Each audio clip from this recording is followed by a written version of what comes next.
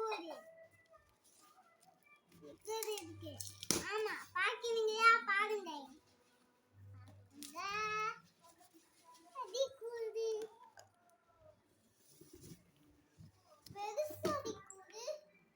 பெருசா இருக்கு. இதுதான் டிகோர். அதுக்கு இது எதுக்குன்னா பாப்போம். சரி பாத்துட்டீங்களா?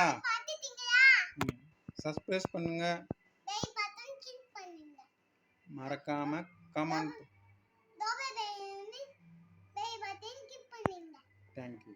Thank you. அடுத்த வீடியோல பார்க்குறேன்.